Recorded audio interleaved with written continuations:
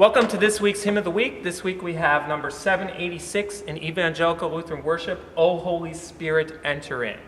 Let's begin with the text by Michael Schirmer, who was part of the Thomaskirche in Leipzig, where famously Johann Sebastian Bach was cantor. As you can see, those dates really match up, 1606 to 1673. Of course, Bach being born in 1685, so preceding. And then the text was translated by Catherine Winkworth into English and then adapted. Originally, we had 8 stanzas. We only see 3 here, and stanzas 1, 4, and 6, I believe, were the ones that we see here from the original 8. So next thing I would like us to think about is about Michael Schirmer's life. And I'd like to give you some information here. He had bad health because of the 30 Years' War, the death of his daughter when she was 9, the deaths of his wife and 25-year-old son in 1666 and 1667, and another son before his own death. So depression did plague him, particularly after his wife's death.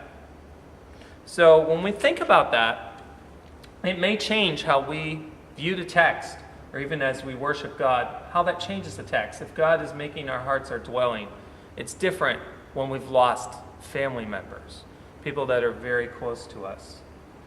How does God shine in us brightly when we're going through that tragedy? So it's really puts a spin on it a bit, I think. This text was also found in the collection, and let me read it to you. Neues Vollkömmliches Gesangbuch Augsburgischer Konfession in Berlin in 1640.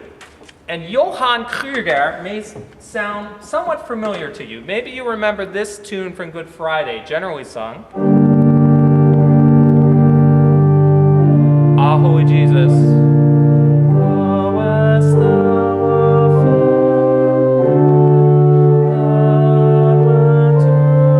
And so on.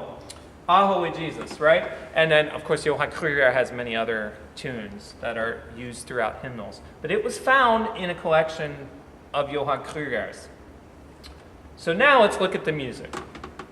We have Philipp Nicolai, also a very well-known name. And Nicolai very likely discovered this in conjunction with Psalm 100. That's what a lot of people believe. We're not totally sure about that. So it's possible that as he was setting this with Psalm 100 or found it somewhere else, that he was using someone else's material. But we're going to credit it to Nicolai. And it's in a bar form. So that means A, A, B, but a rounded binary form where part of A comes back. So if you listen at the end, we get this. That part is coming back from some of the earlier A sections. Very standard form at that time to write in.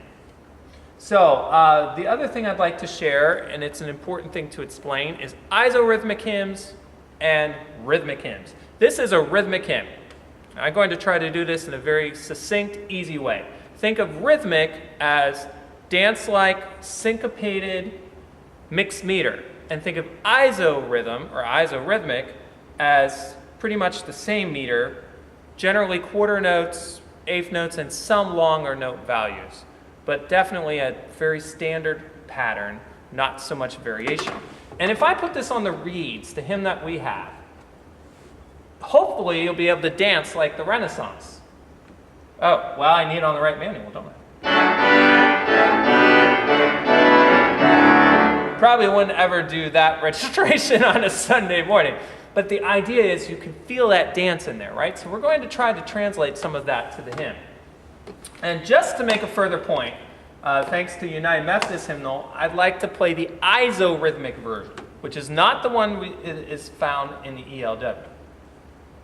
So listen to the difference. And this one's harmonized by Johann Sebastian Bach. And he was a key composer with isorhythmic hymns, because he took some of these rhythmic melodies, made them isorhythmic, and included these interesting harmonies. So here it is, the harmonization by Bach, isorhythmic.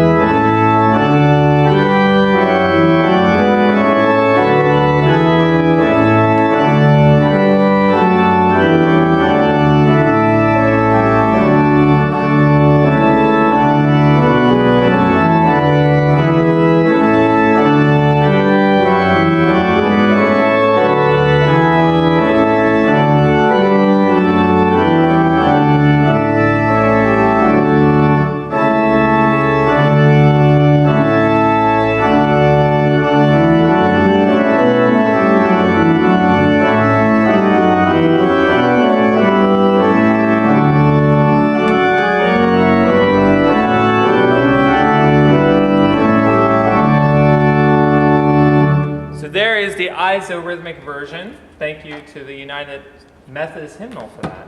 And now let's go to the rhythmic version. And I'm going to keep that spirit by playing more in a dance-like, include lots of ornamentation in the introduction. Hopefully that will carry over to the singing. O Holy Spirit, enter in.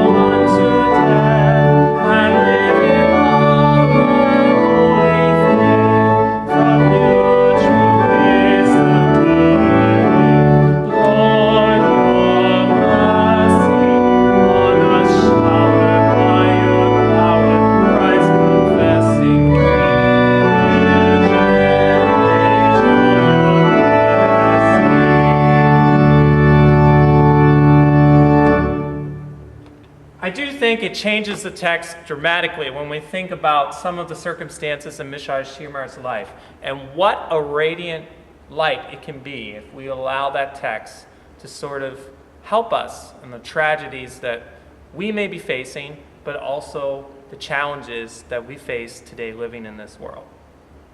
Thank you for listening.